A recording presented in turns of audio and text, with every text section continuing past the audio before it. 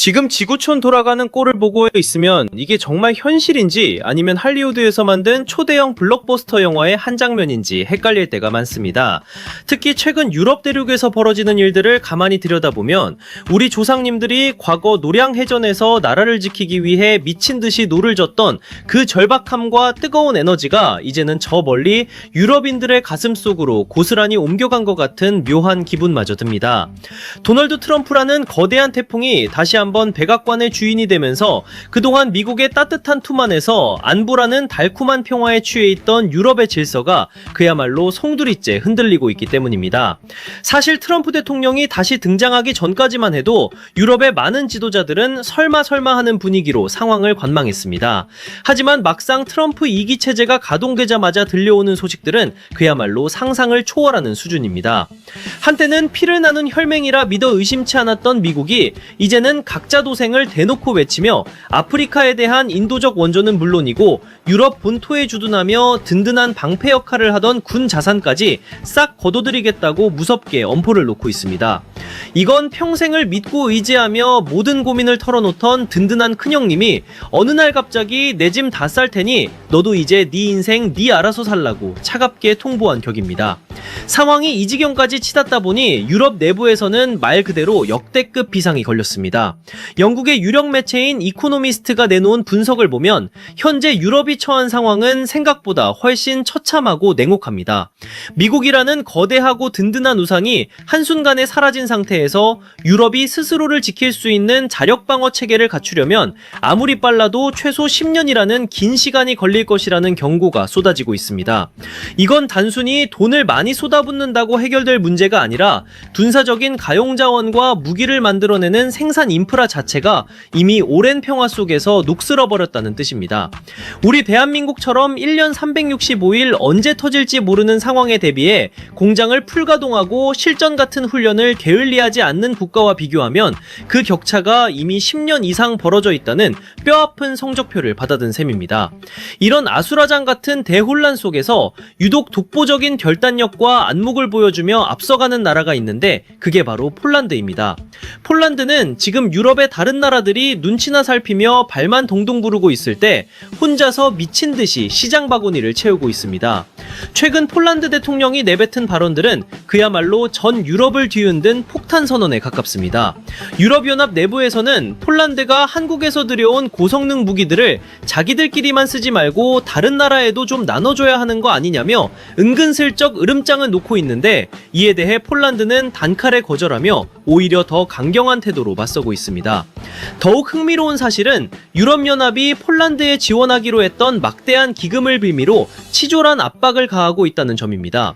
코로나 팬데믹 극복을 위해 약속했던 천문학적인 자금을 방산무기 구매와 연계해서 어떻게든 한국산 무기의 확산을 견제하려는 움직임을 보이고 있는데 폴란드는 이에 대해 명확하게 선을 그어버렸습니다.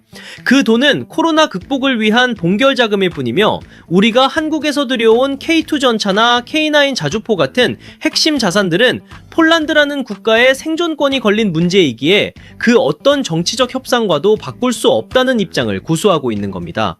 심지어 폴란드 국방부는 한술 더 떠서 전 세계 방산 관계자들의 눈이 휘둥그레질 만한 결단력을 보여줬습니다. 한국의 방산업체에 무려 5조 원이라는 어마어마한 거금을 그 어떤 대출이나 할부도 없이 현찰로 즉시 지불하기로 결정한 것입니다.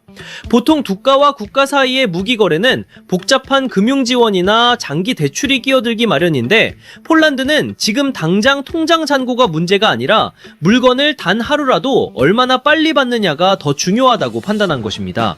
이건 마치 우리 동네에 큰 불이 났는데 소방차가 오기만을 마냥 기다리는 게 아니라 본인이 직접 현금을 들고 뛰어가서 가장 성능 좋은 소방 장비를 사오는 것과 다름없는 절박함입니다. 이런 폴란드의 거침없는 행보에 가장 배가 아프고 속이 쓰린 나라는 역시 독일입니다.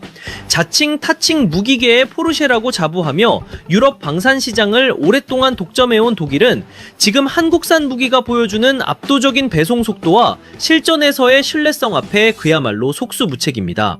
독일의 레오파르트 전차를 주문하면 최소 5년은 기다려야 한다는 소문이 파다한데 한국은 계약서에 도장 찍기가 무섭게 물건을 항구로 실어 나릅니다. 상황이 이렇다 보니 폴란드 입장에서는 말만 번지르르 하고 정작 행동은 거북이보다 느린 이웃 국가들보다는 확실한 실력과 빛의 속도를 보여주는 한국을 파트너로 선택하는 게 지극히 합리적이고 지혜로운 결정인 셈입니다. 사실 과거의 사례들을 되짚어보면 유럽 국가들이 얼마나 한국을 얕잡아보며 이기적인 태도로 간을 봐왔는지 잘 알 수 있습니다.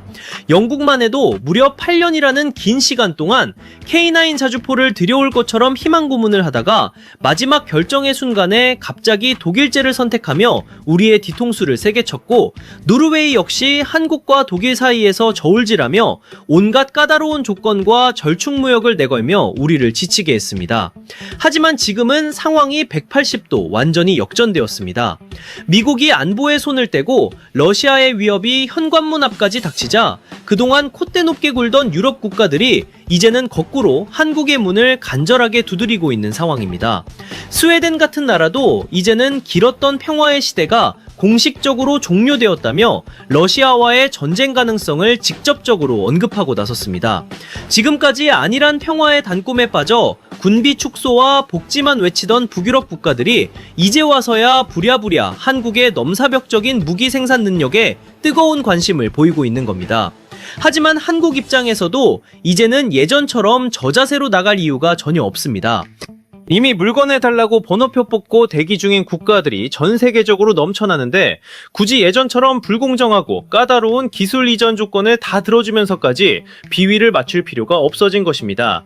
지금 유럽에서는 마치 의무적으로 세금을 내듯이 한국 무기를 무조건 사들여야 한다는 목소리까지 조심스럽게 나오고 있습니다. 독일 전차는 실전 테스트에서 예상치 못한 결함이 발견되거나 납품 기한을 어기는 일이 비일비재한 반면 한국 무기는 영하의 혹한이나 험난한 지형에서도 제 성능을 완벽하게 발휘하고 사후 관리까지 확실하다는 사실이 이미 수많은 사례로 증명되었기 때문입니다. 이제 유럽 국가들에게 한국 방사는 있으면 좋은 옵션이 아니라 나라를 지키기 위해 반드시 확보해야만 하는 생존의 필수 재화가 되어버린 국면입니다. 결국 이 모든 거대한 대혼란의 끝에서 진정으로 웃고 있는 건 압도적인 실력을 갖추고 묵묵히 제자리를 지켜온 대한민국입니다. 폴란드라는 든든한 전략적 교두보를 통해 한국은 단숨에 유럽 방산 수출 2위라는 경이로운 기록을 세웠고, 이제는 영원한 1위일 것만 같았던 독일의 턱밑까지 바짝 추격하고 있습니다. 단순히 무기라는 물건을 파는 것을 넘어 탄약 공급부터 세밀한 정비 교육과 실전 훈련까지 하나의 완벽한 패키지로 제공하는 한국의 시스템은 이제 나토 전체의 표준을 위협할 정도로 거대하게 성장했습니다. 우리가 여기서 반드시 눈여겨봐야 할 지점은 단순히 국방력의 우위가 아니라 국제사회에서의 신용과 신뢰의 문제입니다. 유럽의 맹주라 자처하던 강대국들이 정치적 계산과 자국 우선주의에 빠져 허우적거릴 때 한국은 고객의 절박한 심정을 누구보다 깊이 이해하고 가장 빠르고 확실한 솔루션을 제공했습니다. 이건 비즈니스 차원을 넘어 생존을 함께하는 진정한 파트너로서 인정을 받았다는 아주 중요한 뜻입니다. 앞으로 트럼프가 이끄는 미국이 어떤 방향으로 튈지 아무도 모르는 예측 불허의 상황에서 한국이 가진 이런 전략적 가치는 더욱 천정부지로 치솟을 수밖에 없습니다. 지금 전 세계의 국방 관계자들이 한국의 생산 라인을 경이로운 시선으로 주목하고 있습니다. 공장이 쉴 새 없이 돌아가고 항구에는 거대한 전차와 자주포들이 선적을 기다리며 위용을 뽐내는 모습은 이제 대한민국 경제를 지탱하는 새로운 활력소가 되고 있습니다. 과거에는 가전제품이나 자동차가 한국의 이름을 전 세계에 알렸다면 이제는 전 세계의 평화와 안보를 수호하는 강철 무기들이 그 역할을 당당히 대신하고 있는 셈입니다. 물론 이런 긴장된 상황이 마냥 즐겁기만 한 건 아닐 겁니다. 그만큼 지금 우리가 살고 있는 세계 정세가 위태롭고 불안정하다는 슬픈 방증이기도 하니까요.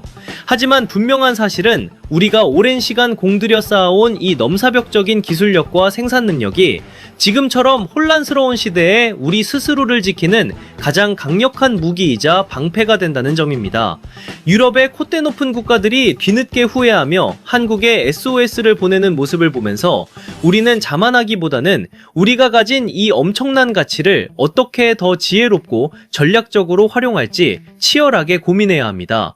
트럼프라는 거대한 변수와 러시아라는 실존하는 위협, 그리고 유럽 내부의 갈등 속에서 대한민국은 이제 전 세계 질서를 재편하는 핵심적인 주역으로 우뚝 섰습니다.